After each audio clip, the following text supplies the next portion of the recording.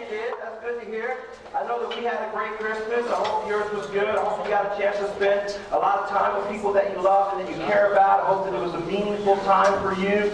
I hope that you ate really, really well. You know what I mean? You ate some really good food. I saw this social media post that says, calories don't count at Christmas time.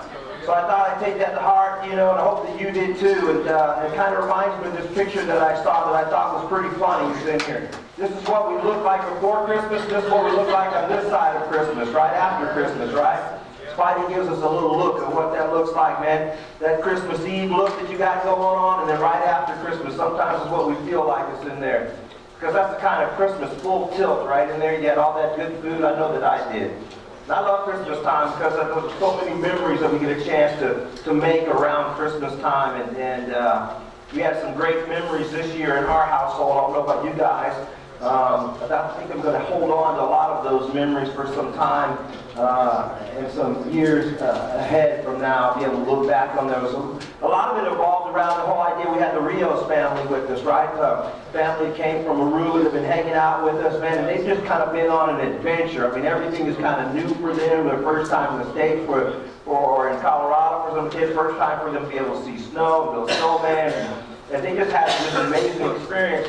And I think that really, you know, we shared Christmas together, but they love the adventure more than even the gifts. I mean, the gifts were great, and I think everybody had a good time with the gifts, right? But I'm telling you, this family kind of loves some adventure. And truthfully, I love adventure as well in my life. And when I think about adventure, I'm not just thinking about the things that kind of get your adrenaline moving. I'm not just talking about kind of like death-defying acts, you know, like jumping out of airplanes or tight-roping across the Niagara Falls or walking through the Grand Canyon or the crazy stuff that people do today, bungee jumping, whatever they do. I think that adventure is the moments that we're willing to step out of our comfort zone and to do something, to experience something that we would not normally do, and we would enjoy the journey along the way. That's an adventure for me.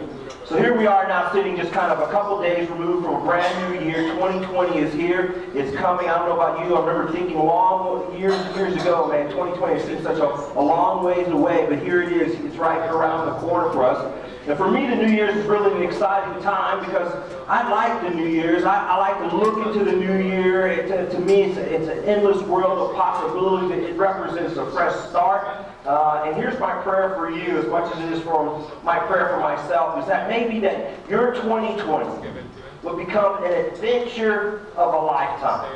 That maybe that it would be a year for you, that God takes you out of your comfort zone, that we might be able to experience something new, something amazing, something exciting, something different, something profound, that we may be able to enjoy every single step along the way as we're experiencing those new things. And I think that God has an adventure in mind for you in 2020. I think that God has an adventure in mind for me in 2020. So today we're going to kind of look at an adventure in the Bible that's recorded in the book of Matthew. Our young people read that for us earlier. So if you have your Bibles, open them up to Matthew chapter number 2. It's where we're going to be looking at our text from today. If you don't have a Bible, there might be one on the end of your pew. You can pull it up on your electronic device. Whatever you do, an open Bible, we want you to open your Bible, right? This is part of what we want you to look over there and to do in your life. And if you have that, say amen. If not, say wait a minute. You got that? Okay, good. Some of you got it? Matthew chapter number 2. First book in the New Testament. And we're looking at this story that's typically seen kind of as a Christmas story, but I think it's better understood as a story that takes place just after that first Christmas. So the timing this weekend kind of makes sense for us this particular weekend. But in Matthew chapter 2, we read the story about the wise men. Now these wise men are kind of some semi-known characters of the Christmas story, the very first Christmas story, but there are a lot of misconceptions about the wise men. For example, so many times when you hear about the wise men, you think about how many wise men were there, right? How many? 3. We think that there were 3 wise men that's in there, right? Because the song tells us there's 3 wise men. There's a bunch of history that tells us things. We look at our nativity section, we see 3 wise men in there. But you know, the Bible doesn't actually tell us how many wise men there were. We don't know how many wise men there were.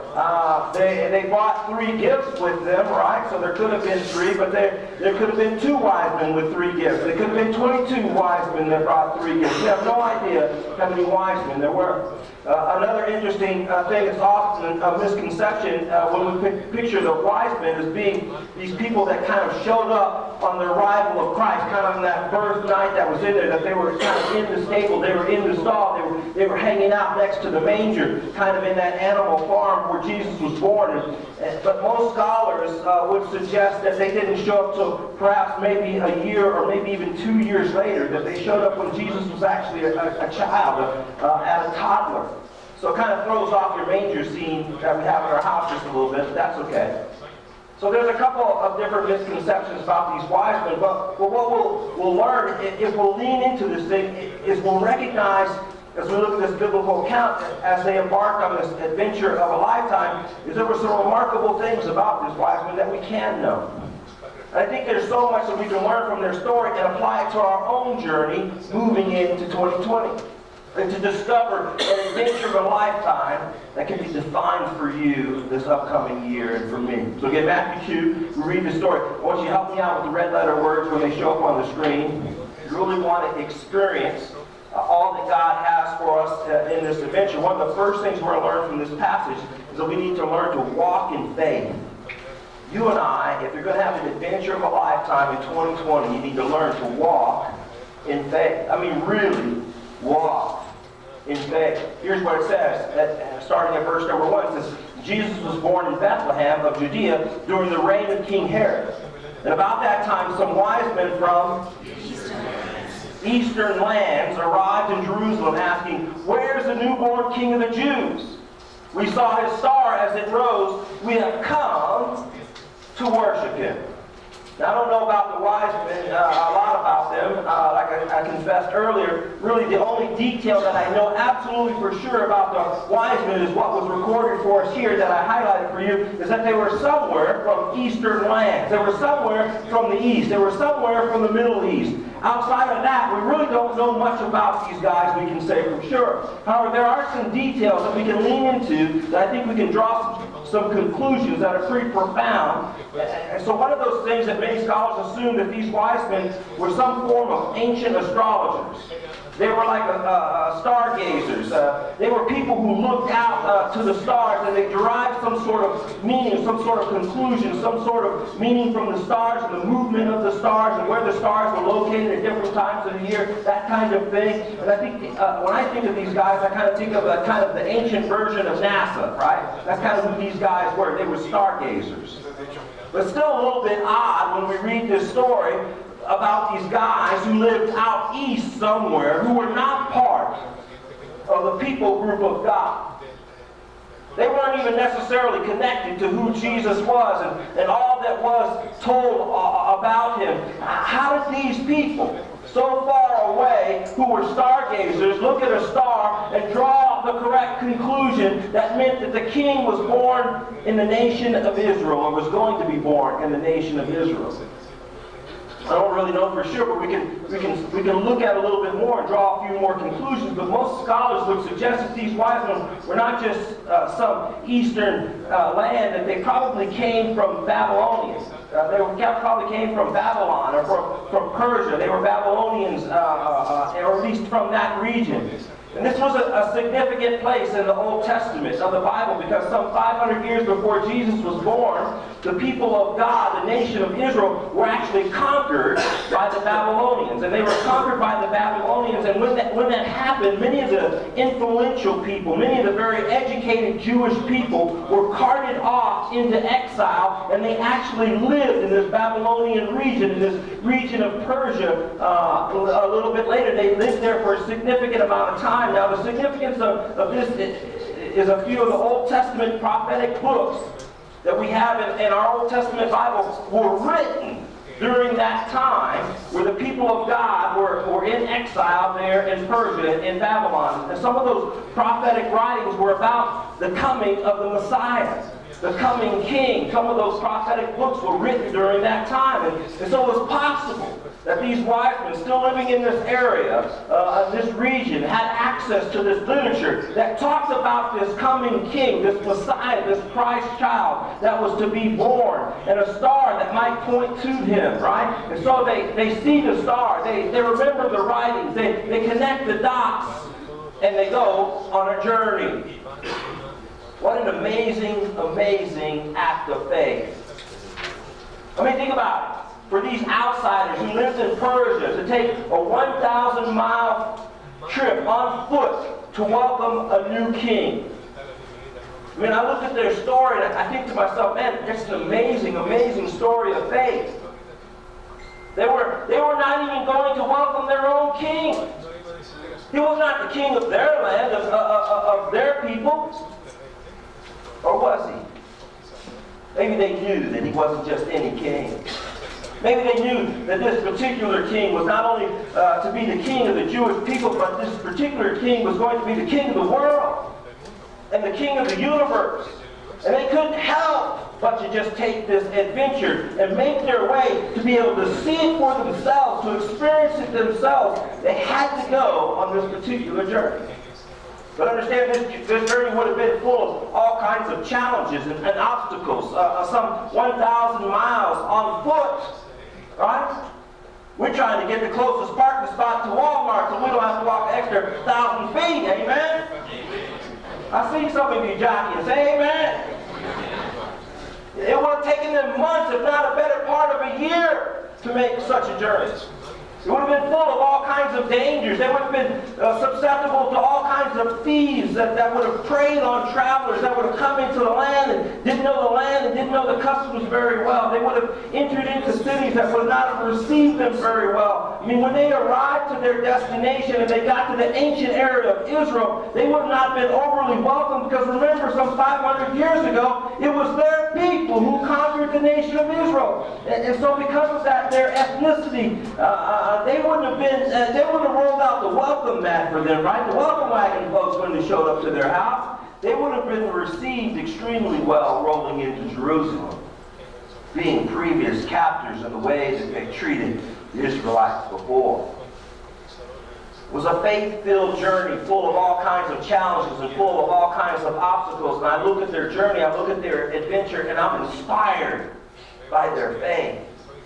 What an amazing act of faith. But there's something about their faith that I look at when it comes to my own life and my own journey as well. And here's what I believe to be true. That when it comes to the path that everybody else walks, when it comes to the path of least resistance, the path of least resistance never leads to anything of significance. Can I say that again? A path of least resistance never leads to anything of significance. But those that are described as heroes, those who paved the way, those who were the pioneers, you can even call Jesus himself a hero, obviously was the greatest hero. But every other person that we label as heroes, they didn't walk the path of least resistance. Oftentimes those heroes walk the path of great resistance. You see, when I walk on a paved road that others have paved, it doesn't do anything significant in the world. But when you partner with God to pave a new road that requires intense faith, my friends, that's where the significance is at. That's where the adventure is at. That's where the faith activates something in our own lives and in our own journey. So think about that in your life and in my life as we head into 2020. I'd love for 2020 to be an adventure of a lifetime for me and for you. And if it becomes an adventure of a lifetime, here's what it will require. It will require us not walking the path of least resistance, but following God sometimes in a path full of resistance. Oh, you didn't come on Sunday morning to hear that, did you? Sometimes it's going to require that. But when we're following God in those ways, listen, it may not be easy. Following God is not safe. It might be somewhat dangerous. After all, they killed my Jesus. If they took out my teacher, what should I expect as the student?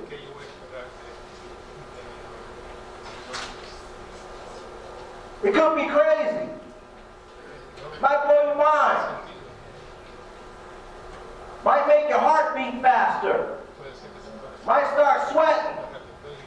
Might give you a bellyache just thinking about it. But if God is there, it's worth it every single time. And so we walk in faith.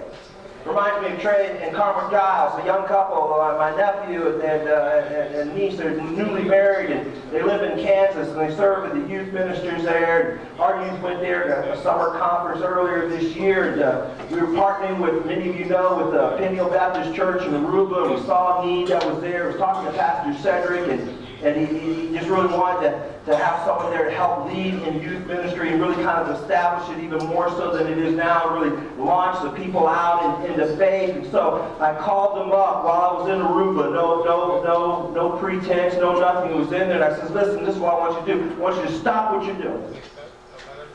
I want you to cancel your plans. I want you to pack your bags. And I want you to go to Aruba and help Pastor Cedric at the church that's in there. And by the way, I don't have any money to pay you. I don't even have money to give you a plane ticket to get over there. You got to raise your own support. And they prayed about it. And this we saw this last Christmas week. They came home and they said to me, we thank God that He's going to work out a way for us to take there. God has called us to go. We will go. We thank God that He's interrupted our life and that He's giving us a new adventure. And I thought, what an amazing moment. My friends, that takes faith, right? I also thought about many of you who signed up with Pastor Donovan. Some of you are leaving to the Dominican Republic in January. And then some of you are going to Juarez, Mexico in March. And others of you are going to Portugal. And some of you are going all the way over to Asia, to Miramar in June. And maybe some others are going another mission trip in fall. And you have to raise your own support. You have to take your time off from your work. You got to give up your vacation time. You got to inconvenience your schedule so that you can pour into somebody else, man. And listen, you got to get off your normal path, the things you normally do, and you got to help others, and you got to think of others more than yourself. That takes faith. That's not walking the paved path of least resistance. That's not walking the path of least resistance. That's a path that sometimes you walk that has great resistance. But I'll tell you, if you want to live an adventure, if you want to live an adventure of a lifetime, it compels us, it moves us, it draws us, it calls us to follow God outside of our comfort zone and be willing to go potentially where no man has ever gone before, right? So that's straight out of Star Trek. And you go to this new place, or you go to new places that you've never gone before, and what happens in those moments is our faith takes on a new meaning, our faith takes on a new purpose, and we get to experience and see God work in a whole new way. We can see God as a global God. And if you want to live in a life and adventure, it requires you to walk in faith. Not only does it require you to walk in faith, it also requires you to surrender and worship. To surrender and worship.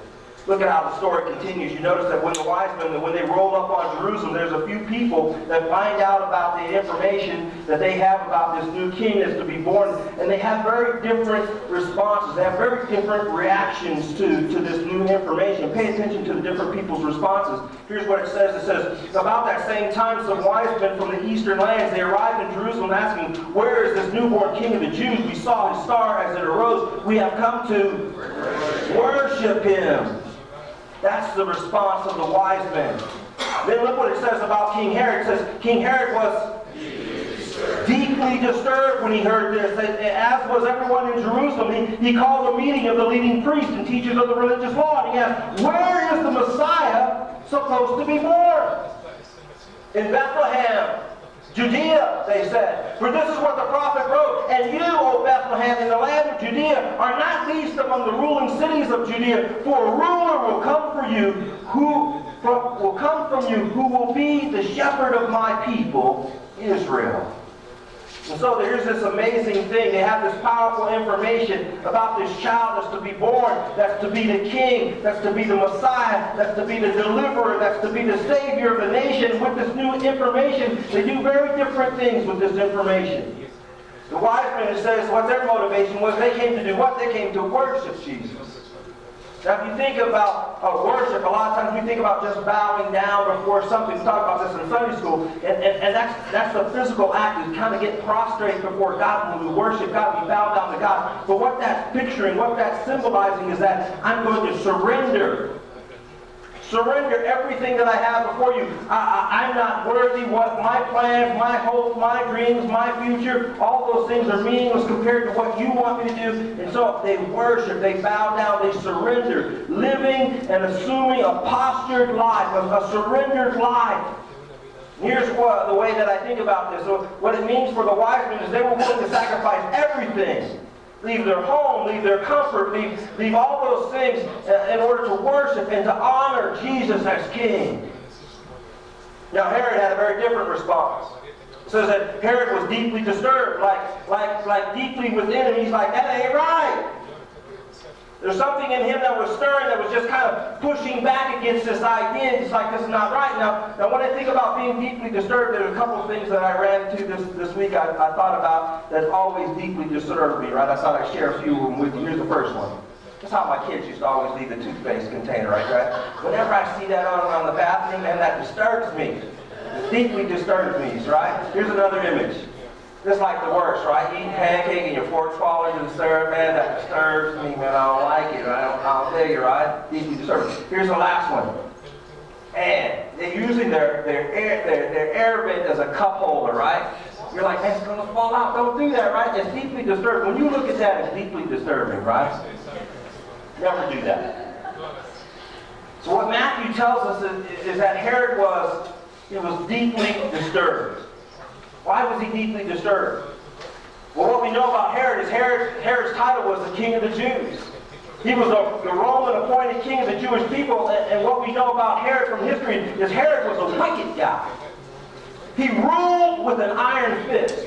If you crossed Herod, if you threatened Herod in any possible way, he would just end your life because he had the authority and the power to do so. He took the lives of his in-laws. He took the lives of some of his wives. Yes, he had multiple wives. Herod, if you crossed him, it would have been off with your head type of thing that was in there. So all of a sudden, Herod, who's king of the Jews, he hears that somebody else is born who's labeled king of the Jews, and he goes, not on my watch, baby.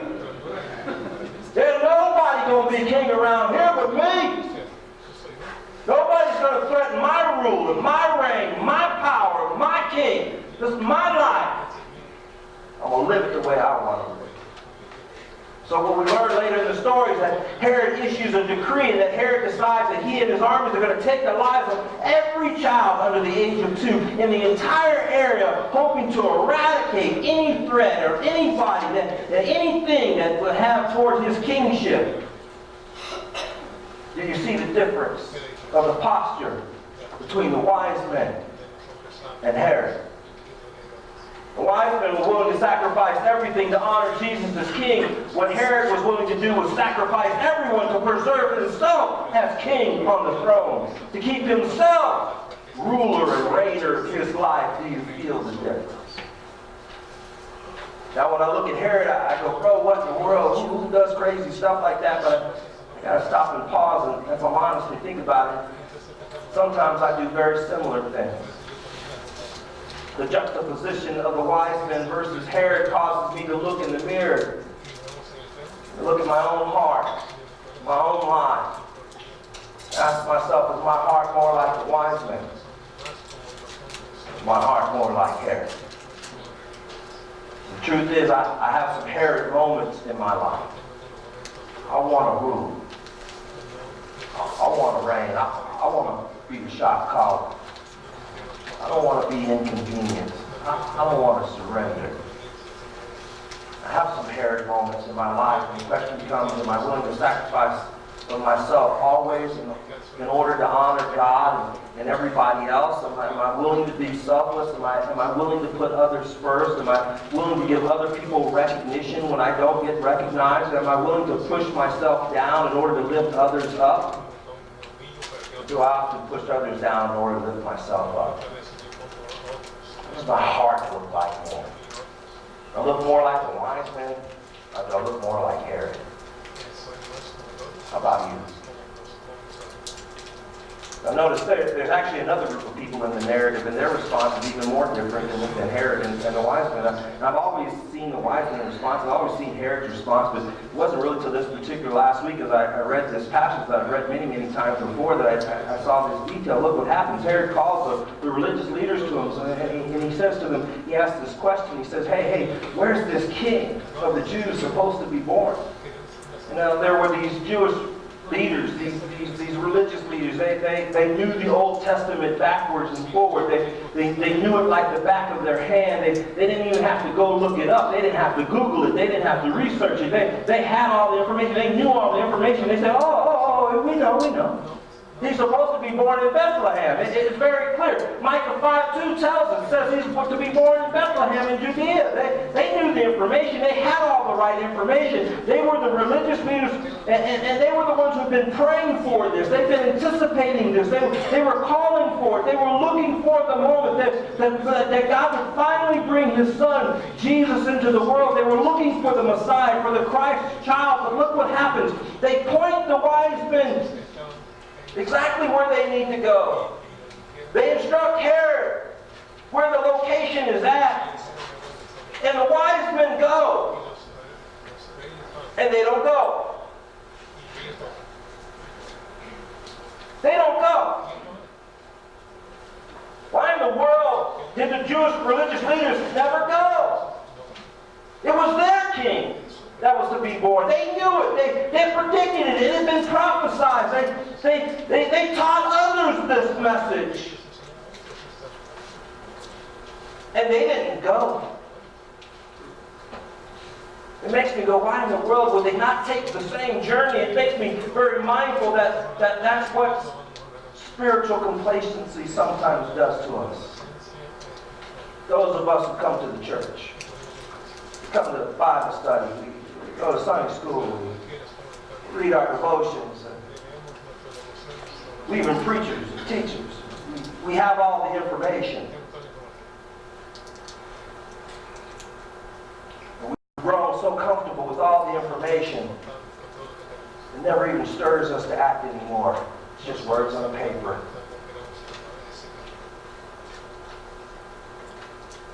Got all the information, don't take any action.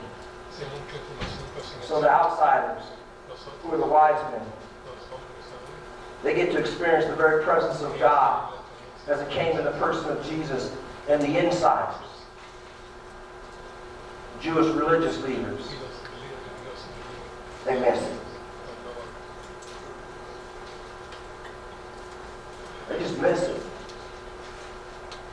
Kind of reminds me, it was 2 or 3 years ago, we were having these Bible studies on Wednesday nights. I had this group of young people who were attending one of the local colleges, and they started showing up on Wednesday night before at Bible study. They had a lot of questions, and then they started coming early because they had more questions. They started staying later, and I would sit with them even longer because they had more questions, and then they would love to just ask questions and kind of debate the Word of God, and they were really into apologetics, and they were reading all of the popular apologists, and they were watching online videos, and if there was an opportunity to attend a conference of Ravi Zachariah or any of those things, man, they were all about it. And listen, apologetics is important. I'm glad that we have people who are apologists, but I began to see a pattern in these young men. And I told Frida that I said I'm going to cut them off.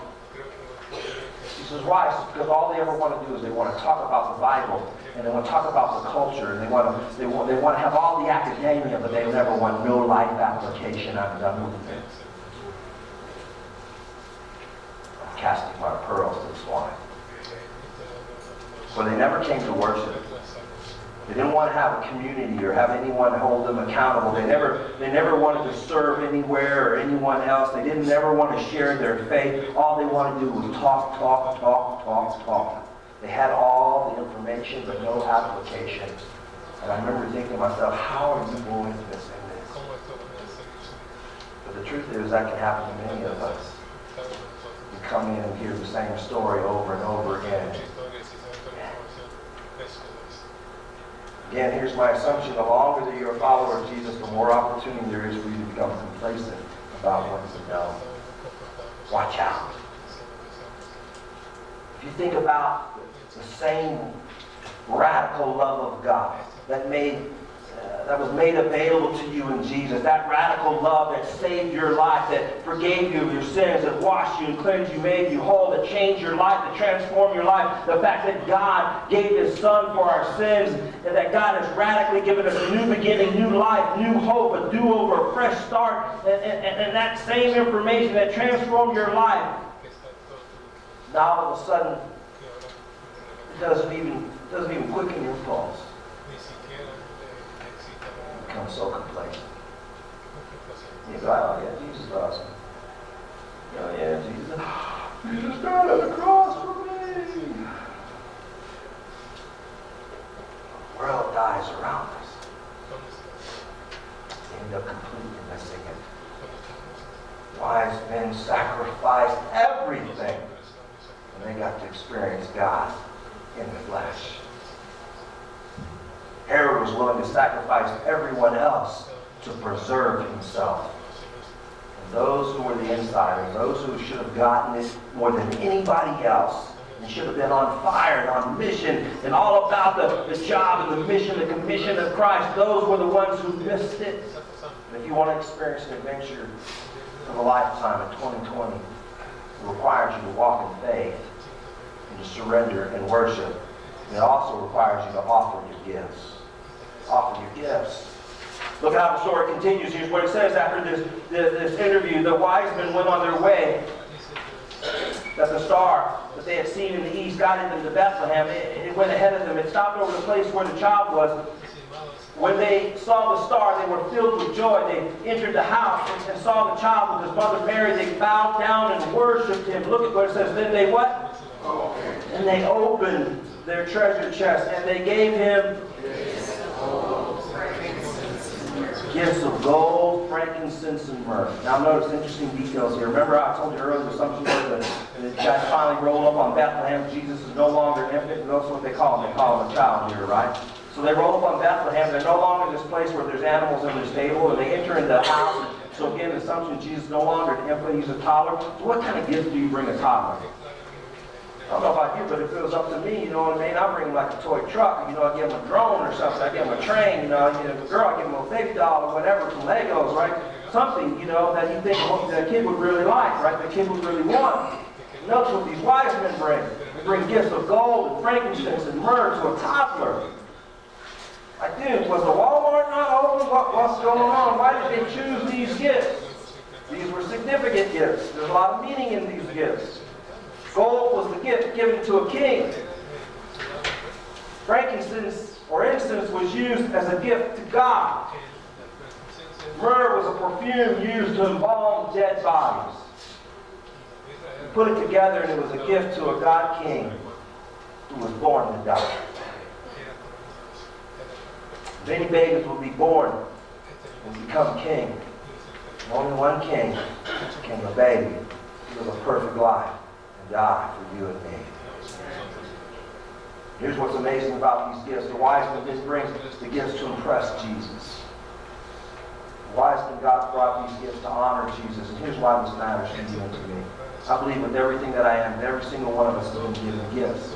God has given you a gift. He's given you a talent. He's given you strength. He's given you ability. Whatever you want to call them, God has given you gifts, spiritual gifts, amazing ability. The question isn't whether you have a gift or not, because I promise you, you have these gifts. For some of you, you've got the gift of encouragement, so you can be incredibly life-giving to others. When you talk to them, you can really encourage them. For others of you, you have kind of a relational gift, and you have the ability to kind of connect with people like nobody else can connect with people. For some of you, you could have a communication gift, and you can communicate with others. Maybe some of you have an artistic gift, and you have the ability to work with your hands and create different things. Every single one of us, we all have gifts. The question isn't whether you have a gift or not. The question is, how do you use the gifts that you've been given?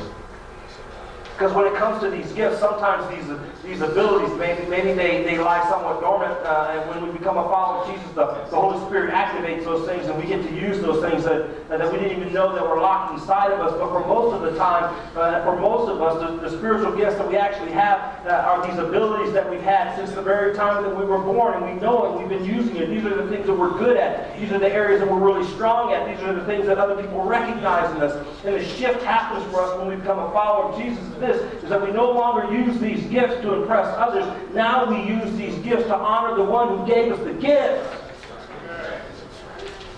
And the question is not, do you have the gift? The question is, how do you use the gift that you've been given?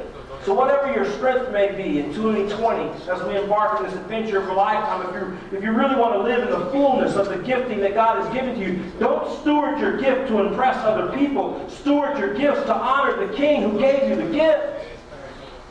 So if you got the gift of encouragement, leverage that gift to encourage other people in such a way that it fosters their faith and it encourages their journey to get closer to God. If you have a relational gift, use your relational gift not just to connect to other people to yourself or to have a good time, but connect other people to the person who created them in the first place.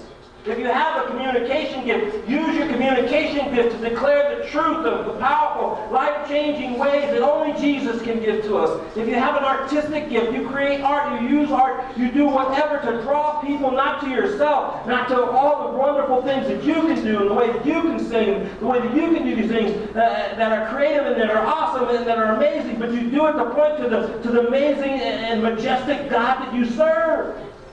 And if you have the ability to create things with your hand, show people the Creator who's the original creator of everything. Whatever you do, recognize it's not a question of whether you have the gift or not. The question is, how do you use your gifts to honor the one that gave you the gift?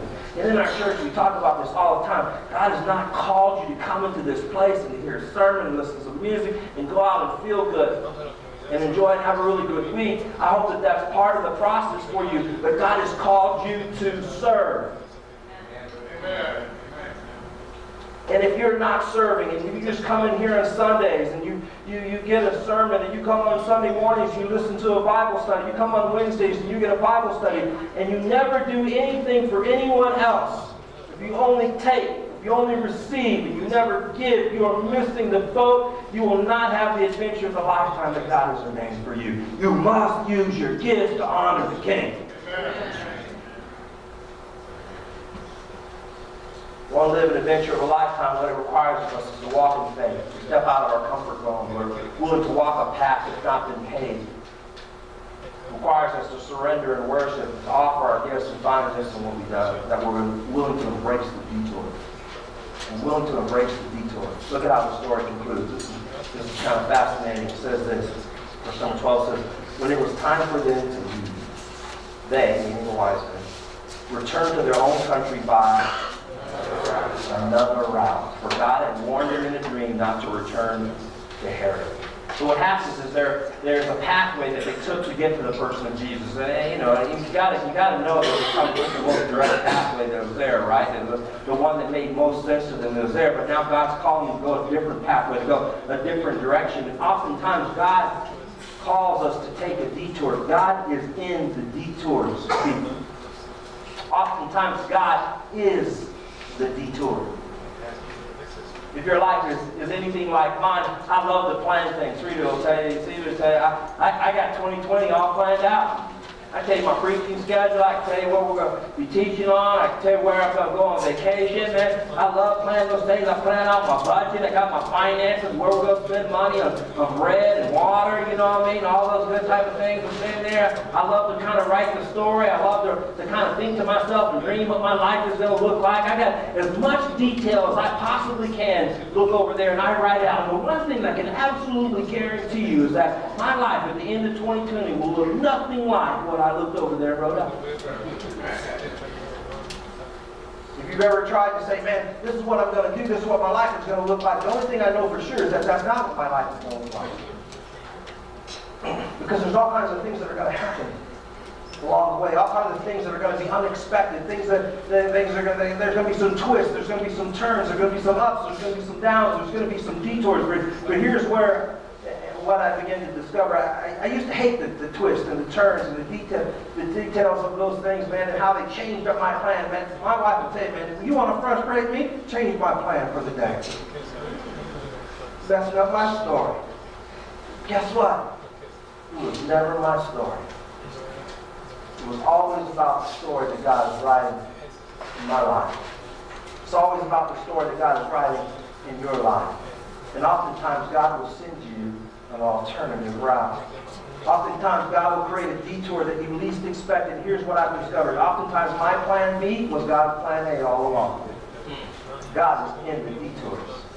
I don't know fully what to expect in the upcoming year, but I do believe it can be an adventure of a lifetime. So if you want to live an adventure of a lifetime, and a spiritual adventure, a life-changing adventure, it will require that we live by faith, that we surrender and worship, that we offer our gifts, and that we embrace the detour, whatever detours God may send our way. And listen, I'm praying for you. I've been praying for you all week long. That you have an exceptional, adventurous, life-giving 2020. And I'm praying that God will bless you every step of the way in your journey. The question is, are you ready to go on an adventure? And are you going to do what it takes to join God in an adventure of a lifetime? Let's pray.